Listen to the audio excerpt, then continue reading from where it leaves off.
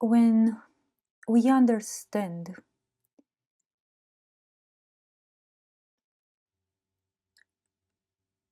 that there is indeed such a thing as good and evil, then everything clarifies more and more in our life. And see, basically, to understand good and evil, and when I say understand, I don't mean intellectually understand, but I would rather phrase it like getting to experientially see it for what it is, getting to experientially understand it. It's like the evidence of it. It's like seeing it like you see any physical object in your room. You know, when you understand the existence of that which can be named or described as the good, the objective force of goodness and the good, and that which can be described as the objective force of evil, everything clarifies. It's like a certain veil breaking apart from your mind, from your eyes, and you truly start understanding how things really are. So, by the way, I don't see in this moment, it became crystal clear, like clear as nothing has ever been before, that there's no true spirituality without morality. There's no such thing whatsoever. You can't truly walk or experience yourself on the true, authentic spiritual path without becoming a moral being. There is no spirituality without morality, period. And all these other forms of spirituality, you know, the New Age spirituality, so many of these Eastern mainstream forms of spirituality like non-dualism, and maybe even some forms of, you know, spirituality from the West. I don't know, I haven't went into Celtic, for example, the Celtic tradition or so on, but I know that in the Greek, for example, in the Greek mythos, there is no morality. So here in the West, there can be all sorts of, let's say, spiritual experiences or otherworldly experiences and encounters or understandings, or, you know, otherworldly experiences. Somebody can have otherworldly experiences, but those are not what true spirituality is about. The true form of spirituality is about morality. It's about understanding good and evil. And within this understanding, through this lens of understanding, starting to view reality, the reality that we find ourselves in, and only through this, let's say, lens of understandings and standing on this ground of understanding, then starting to almost like start life from scratch and truly understanding everything else. So you can even have, let's say, otherworldly, as I said, because I wouldn't call them spiritual experiences. I would call them extrasensorial or otherworldly experiences, like people have when they take psychedelics, or people have when they make shamanic journeys, or when they do astral projection, or this type of stuff. You know, you can have this type of out of the body or other dimensional or higher dimensional or extra sensorial or otherworldly experiences, but these are not what true spirituality is about. That doesn't mean that true spirituality is excluding these experiences, but these experiences alone do not frame in any way whatsoever the spiritual experience.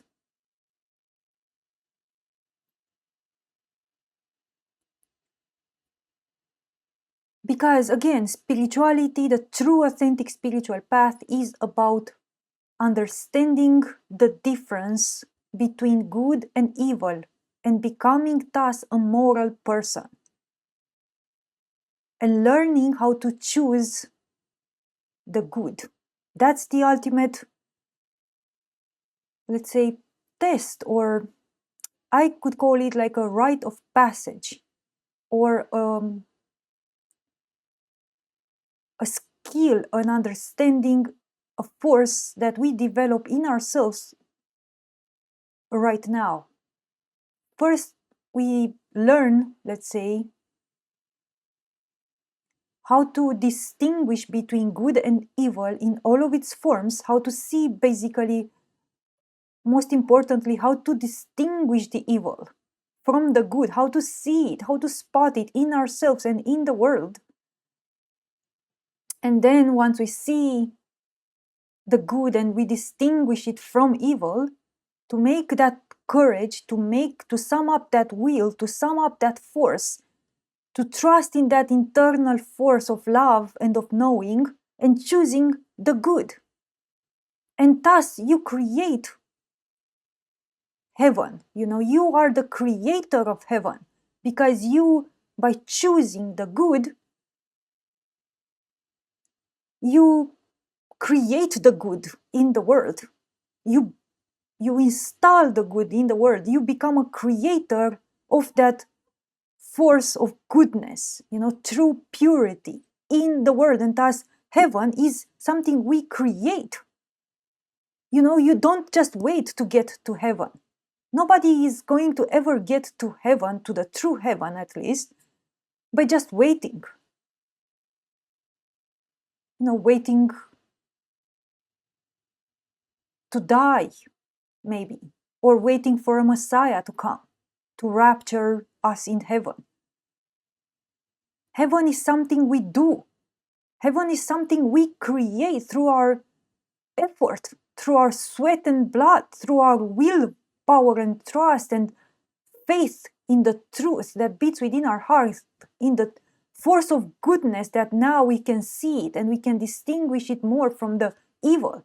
So as you are able to point and see evil better and better, so you are able to understand more, the good, what is the good and what you should be choosing instead of all these evil choices. And thus you sum up the willpower, the trust, the faith, as I said. Because, by the way, to choose the good right now in this world covered by so much evil and so much darkness, it's a true heroic act. To choose the good right now, it has become literally heroic.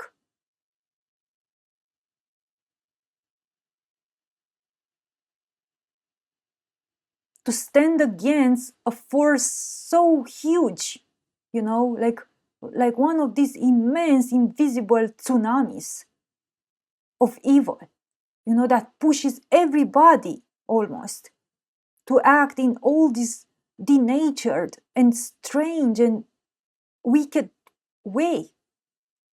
And stand against that, when everything pushes you to be indifferent, maybe. Everything pushes you, you see an injustice. Everything says, all your cells say, stay away. You might get hurt, Move along, say nothing, do nothing. Just move along, it will just solve itself. The police will come or somebody else will handle that situation. You don't have to intervene, you don't have to do nothing. But your heart is beating within and screaming like, no, That shouldn't happen. That's not right. That's not what good means or is. That's evil, And your heart, when it sees evil, I can tell you instantly the heart wants to correct it. Instantly. The heart is not one of these, spectators that just watches a movie. Just an observer. Like the new age spirituality, or just even the non-dualism, is some forms of mainstream Eastern spirituality are trying to tell us, just lay back and just observe the show of life, don't intervene, stay non-attached, just practice detachment and non-involvement. Well, and just watch the show, just watch the show. Just watch the fleeting shadows on the wall. In just, to use the Plato's analogy of the cave. Just watch the fleeting shadows, don't intervene. Don't say nothing. Everything is an illusion.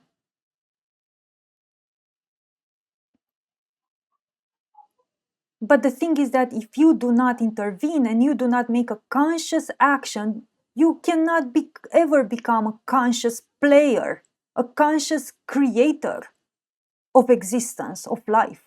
If you do not prove right now that you have a saying in what's going on, let's say in the story of this earth and how life is going right now, that if you're not standing up right now and have a saying in what's going on right now, then you are just remaining at the level of a bypasser. You just bypass. Now I was just passing by the street. Yeah, I was seeing a mother or a father abusing his children. I said nothing, It's their family. I can't intervene. Or it actually happened to me. I walked by a man, he might have been 70 years old or 60 years old. Anyway, he was old. And he was having this little dog, man. It was little, white like this. And I saw the man in a park, hitting the dog with its foot, it's just boom, in the dog. Because the dog hadn't listened to the man when the man said, don't do whatever. The dog hadn't listened and the man started kicking the dog.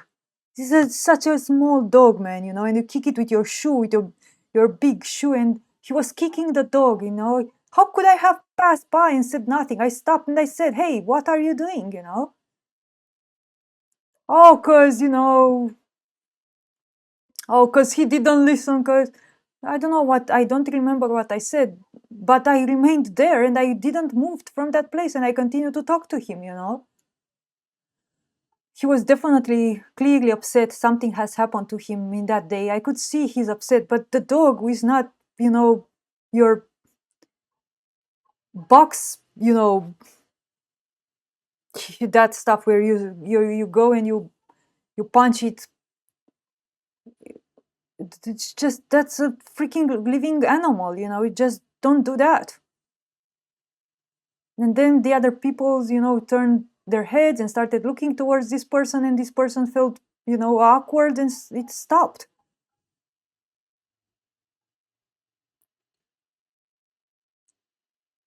But usually people wouldn't say anything. Like I watched, nobody would say anything, It's just a dog, who cares, right? It's his dog. He gets to decide what he does with his dog, right? Well, no, it's not like that. Actually, it's not like that.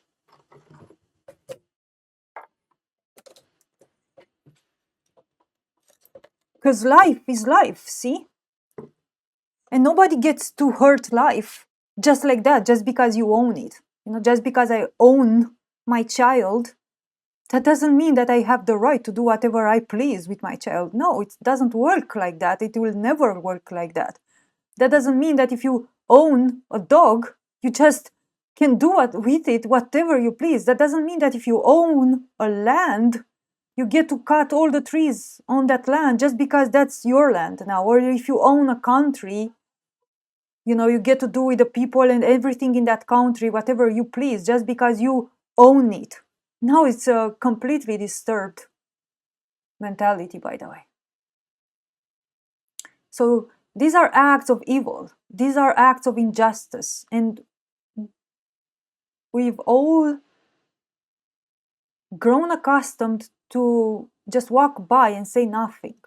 You know, when we see so many acts of violence from small to big each day, and we see them around us in the physical world, and we see them in the, you know, media, and we say nothing just because, oh well, you know, so many excuses and so many mental preconceptions and justifications that we fabricated, you know, synthetic justifications that we create so that we can justify why we shouldn't actually intervene. But the main justification, which we actually usually do not point out and do not perceive, is that what drives all this, let's say, behavior where we feel to just stand and do nothing is fear. We just are afraid for our own life.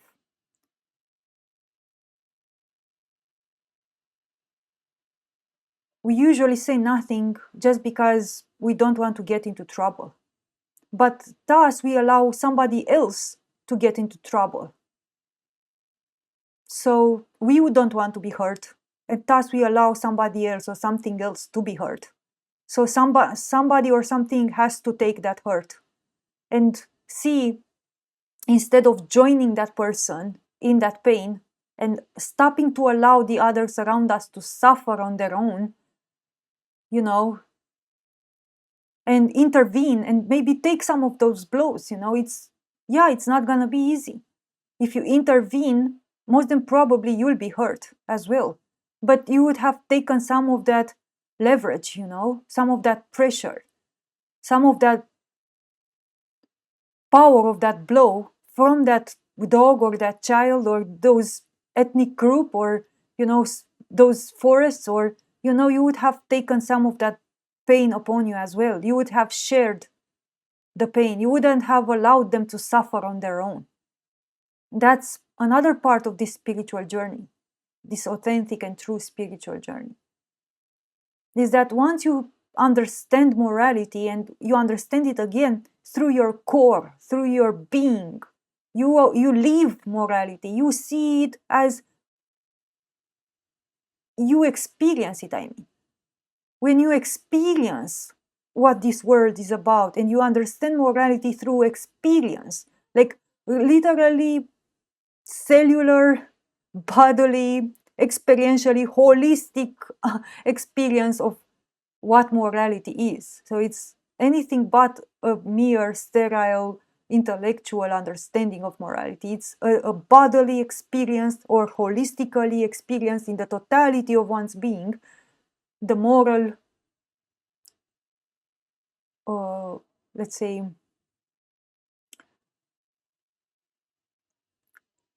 characteristic, I could call it, of the true authentic spiritual path and of this reality. This reality is at its constitution created to be a test of morality, basically. We are moral beings. At our core, we are moral beings, but something made us work 24/7 insidiously, consistently, to make us depart and forget our true nature. In our true nature, we are moral beings.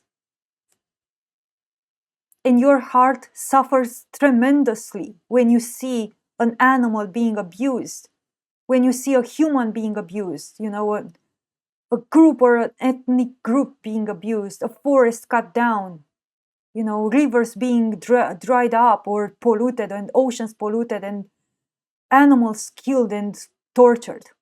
I can tell you, even if you realize it or not, your heart is crumbling within you. It is screaming within you. If it wouldn't be for the amount of fear which is silencing your attempts to step up and do something, you would. Each and every time you would step up and try your best, you know, with what you have, with the skills that you have, with what you are, you know, just giving a bit of what you can with what you have to correct and better that situation, to help that animal, that tree, that child, that ethnic group, whatever, get out from this tight grip of evil. Get it out from that situation. Even a bit, even a teaspoon of help might tip the balance in the other direction. Imagine a child being molested by its parents on the street, or being ashamed, or something, and somebody intervening and truly being able to speak to that child or to that parents. That child would have been given a drop of hope that might have made a mountain of difference in its own internal life. Seeing and feeling like, I'm not insane, I shouldn't be abused like that. I'm not insane for sensing this is unright, and this shouldn't happen to me. Just drops of help. And again, when we truly understand morality, with morality comes natural caring. You can't be a moral being without being helplessly caring for everything around. You become, let's say, you cannot not care. That's the thing. You care for everything because the heart cares for everything. And that's what you truly are. That's how you are in your true nature. So you don't have to be compassion. You don't have to practice compassion. You don't have to practice gratitude. You don't have to visualize a white light around your heart, or visualize love coming out of you and sending to the dog, or sending to that person, or sending to that group. You don't have to pray for them. You don't need to do all these superficial and synthetic and, fabricated actions. Because you truly care. You truly care, and you feel devastated to see anything around you being put through suffering. And you give what you can with the energy that you have, with the skills that you have, but you give a bit. You do something. You stand up for the others, for the world. That doesn't mean you have to put yourself, be reckless and put yourself in danger.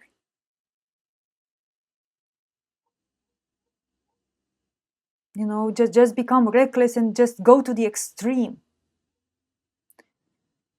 And chain yourself, to a tree, and maybe sometimes that is required.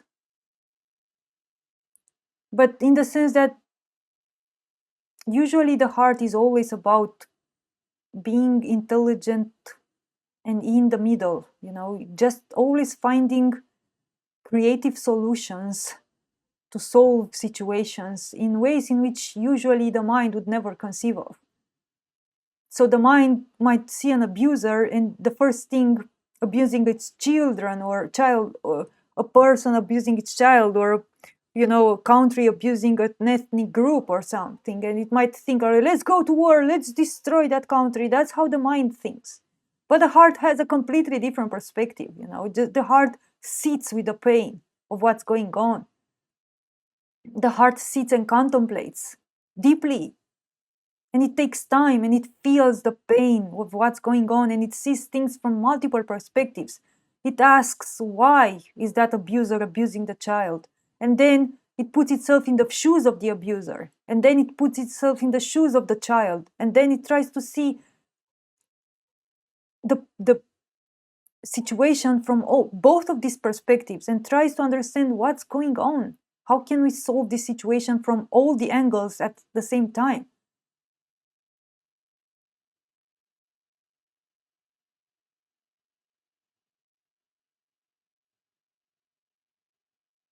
So the heart might not immediately declare war to solve a situation in a country which might be abusing another country or a certain ethnic group or its own citizens. The heart might think of a different way to actually stop the abuse. But the heart will do anything it can to stop that abuse. The heart is never indifferent. It won't walk by. It won't just pass by or watch the show because everything is just Maya, the grand illusion. Everything is a show, a cosmic theater. And thus, you know, and this too shall pass, you know. The heart is not a bystander. Never. The heart is always permanently involved. And thus it always does something to correct, again, to take that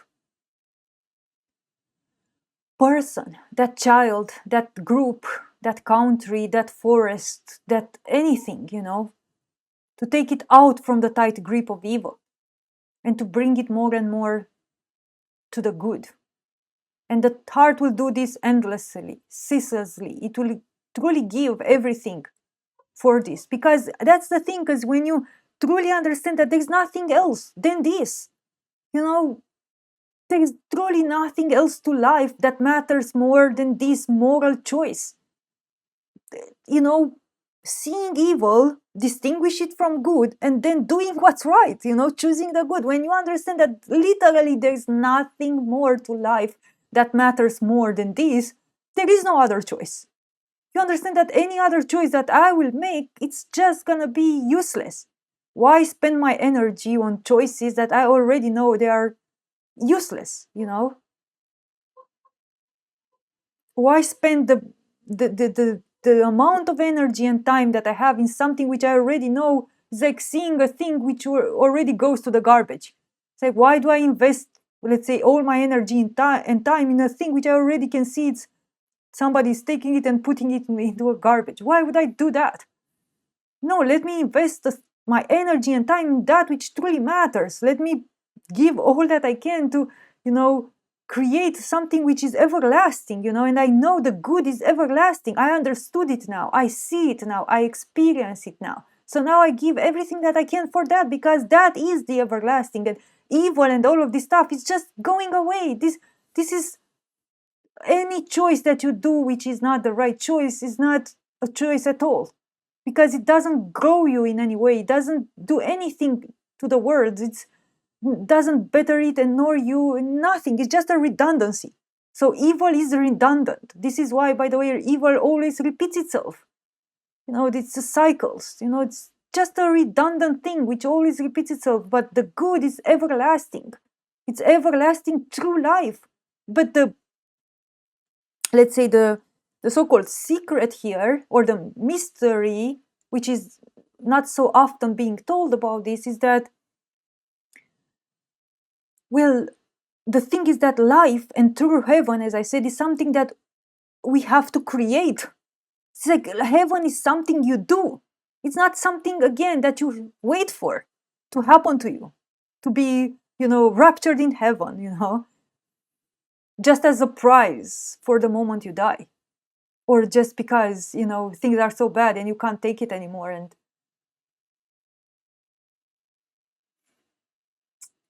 heaven is something we do. We have to choose heaven. We create heaven on earth with our actions each day, by becoming moral beings, by re-becoming the moral beings that we are, I would say. So there is no spirituality without morality.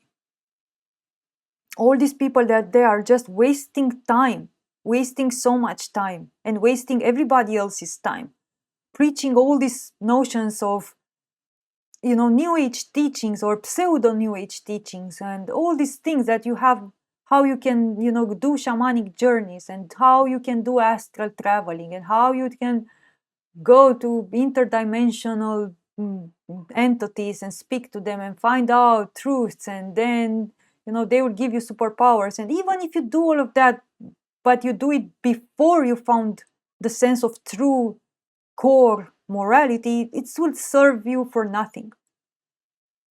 It will serve you nothing. All these psychonautic, let's say, experiences, all these out of the bodies experiences, all this astral traveling, everything is gonna be pointless until you find true morality.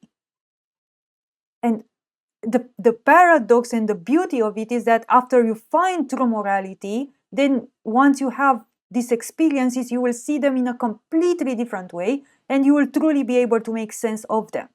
But before you find this true sense of morality, which comes from the heart, you can have all these out-of-the-body experiences and shamanic journeys and psychedelic experiences, but they will serve you for nothing at all, because you won't truly understand what you are being shown, what you are experiencing. Even though your mind will believe that you understand, you won't make sense out of it, because without this sense of true morality, you can't make true sense of your life until you understand good and evil, and you understand that this is the quintessence of what is, let's say, the theme, the quintessential theme that is being played out here. Without understanding these quintessential two forces of good and evil, you can't make sense of your present everyday life, and thus you can't make sense even of these extended or astral experiences or psychedelic experiences or shamanic journeys. It's the same. You're in the same fog. This is why so many people for example, they hit the ceiling, as I kind of view it. They have these psychedelic experiences up until a point where they meet the architect, which just happens to be themselves. Or I just had the experience of oneness. I just understood that I'm everything that I am. Everything is me. It's done. I got to the truth of all of it, That's the ceiling. They hit the ceiling, there's nothing more for them after that, Everything is me. And then if you watch these people talking about that experience of oneness, you will see that there is a pattern, by the way, with all these people. They describe it in a certain specific way, all of them. They all say eventually like, well, yeah, I was everything that is, and, but yeah, being everything that is, and I was kind of alone, and it was kind of boring, and I decided to create the world, I decided to create a world and just have experiences with myself, because yeah, why not? I'm the only thing existing anyway. It's that they hit the ceiling, they can't, let's say, pierce through. Of course, that's not the truth. That's not our true nature. We are not just one being getting bored and, excuse my language, but jerking off and creating, some type of creation out of its own semen, let's say, or how it's depicted in some mythologies, just because it's getting bored with itself and its own lonely existence. God, that's the antithesis of anything that we truly are, and the antithesis of heaven. That's not true life at all. But they hit the ceiling because they haven't found their sense of truth within them. They haven't found the heart. They haven't found true morality. So when they start going into these extra sensorial experiences, either through psychedelics, either through different type of shamanic journeys, breath work, meditations, and astral projection or whatnot, doesn't matter the method with which they get to these extra sensorial experiences. Once they get there and they go deeper and deeper, they can't make true sense of what's going on with them because they haven't found the core. See, it's a paradox. To be able to, it's like a tree, to be able to make sense of this multidimensionality of what you are, you have to first go to the depths. You have to first get to the root, to the seed where everything starts from. And if you understand that tiny thing, unexplainable, core of who you are, and you get to it and you feel the heart of life itself beating within you, you understand, you've touched the heart of life, you understand love, you understand what true love means, you understand what true morality means, you understand what true goodness is about, and then clearly it's like a fog from your eyes is being shattered, and you see the evil, you understand finally good and evil, you understand it through your core, then you can go into the multidimensionality of experiences, and now you can make sense of everything. Now you can start putting the puzzle pieces together. Now you can make astral projections and whatnot, or do shamanic journeys or whatnot, if you feel confident enough and strengthful in your heart, because you have to be rooted as high as you go, as, let's say, rooted as you have to be in your own ground. And then you go to these experiences, and yeah, you can start making sense out of these extrasensorial experiences. And this is a very valid point here, because in these extrasensorial experiences, see, people take DMT. People, as I said, make shamanic journeys or different types of advanced forms of breath work, or, astral projection or whatnot. And they get to these very heightened states of consciousness, let's say, where they perceive all these extraterrestrial or interdimensional beings, and they get to very sophisticated, complex, and, let's say, heightened states of being and of perception, until they hit even that ceiling that I've described, where they get to this experience of oneness, the nothing and everything. I was all there was, and I was getting bored, and I was lonely, so thus I created the world.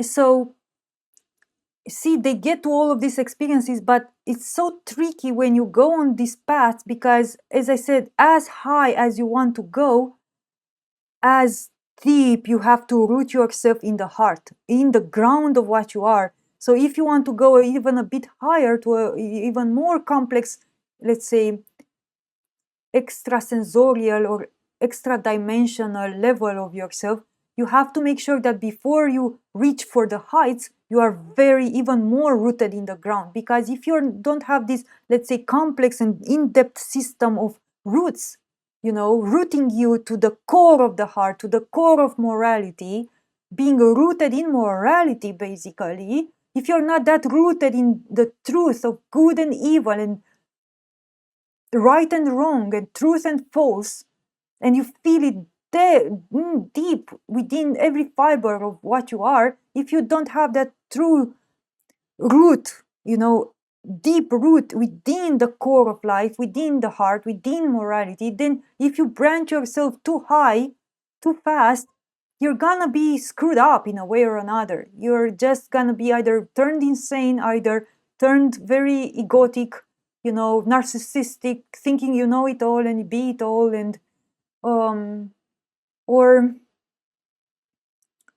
scared. Many people are encountering demonic beings or whatnot, and they get screwed up. Like, I've met and I heard.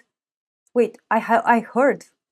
I haven't met them. I heard, but through, let's say, very close people, of somebody which went on a shamanic journey with ayahuasca in the jungle of, I don't know if it was Peru or something, but it went to actual authentic shamanic journey with ayahuasca. It came back here in Romania, and this woman was never the same again. It went insane, and nobody could recover her. She couldn't come back to her true sense of self and her true personality. The point that I'm making here is that as high as you go into these extrasensorial states or extra, let's say, dimensional states of yourself, as sure as you need to be that you are extremely rooted in morality. If you attempt to reach those higher states, but without having a high compass and like a deep root within morality, within the true heart of life and the moral sense, you risk a lot if you want to just pierce, let's say, through the ceiling of this, the dome, because it's like an energetic dome, covering this reality right now. If that Gnostic image with when the guy was piercing through the dome, and seeing the celestial realms, and if you try to do that without being first rooted, deeply and firmly, extremely rooted in morality, you risk a lot. You risk your health, you risk your life, you risk your sanity. And many people come back from these shamanic journeys that they do, many of them, they do it on their own. Many of them, they do it with friends or with these shady gurus or shady shamans of, self-proclaimed shamans or guides that would guide them through these journeys. And they come back with this sense of, I know it all. I'm in the know. I'm entitled. And I've observed this pattern over and over again. They become more and more egotic and narcissistic, extremely narcissistic and extremely egotic, because they think they are special. They think they've been shown some special thing that makes you so special. You know, the entities have spoken to me. Oh, I'm so special. I'm the king of the, you know, what planets or whatnot. I am that and I am that. Everybody comes with a title. You know, from these shamanic journeys, they come with a title. You know, like one of these. I'm having this image of the army people in USA. You know, they, or in any country for that matter. You know, they all have those labels on them. You know, here, oh, here is when I fought that war and I received this title, and here is when I fought that other war and I received this, you know, title. And you know, they are all in display here. Oh, I'm the most special one here and here and here and here and here. See how special I am. This is the image that came to my mind when I'm thinking of these people coming back from all these shamanic journeys, you know. Oh, all of them are all of a sudden so special, you know. But that's what happens.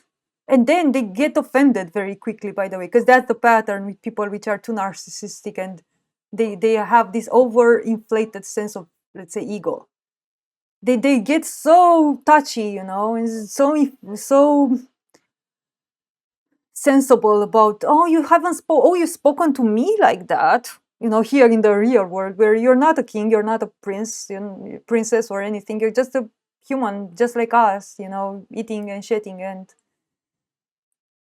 oh, you spoke to me like that, but you don't know who I am, you know, the aliens or the whatever the entities showed me, like, wait, let me tell you who I am. No, man, it's just, you're just you're just a human being.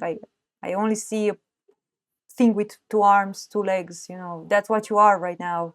It's like, there's no embedded crown upon your heart, upon your head. It doesn't grow out of you. It's like, I don't see rays of light, you know, coming out. You're just like us, you know. But that, without trying to, let's say, diminish the quality or diminish the fact that some of these people, like all of us, we have histories, you know, we have deep history of our soul from where we came from. Many of us, we have true legacies behind us. Like, I'm far from denying all of that, by the way.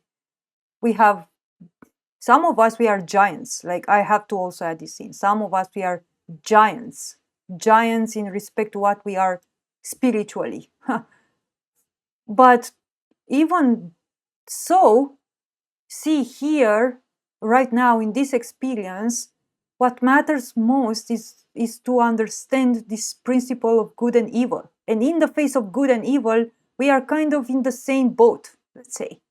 We have to practice and to learn, let's say, the same skill to let's say, retrieve back our sense of morality, to distinguish again good from evil, and then to make the right choice, the right action.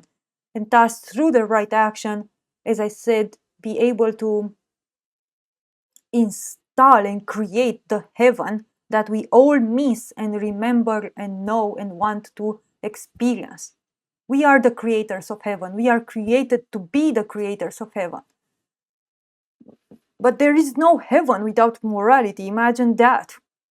So how can we be, let's say, become again, let's say, citizens of heaven without becoming first again pure, true, moral beings? Of course, there has to be a change of heart. We have to become again the true moral beings that we are, because again, that's what we are at our core. We are moral beings, but somehow we got estranged from that true nature. Something pulled us out of that true nature, and now we have to find our way back towards it.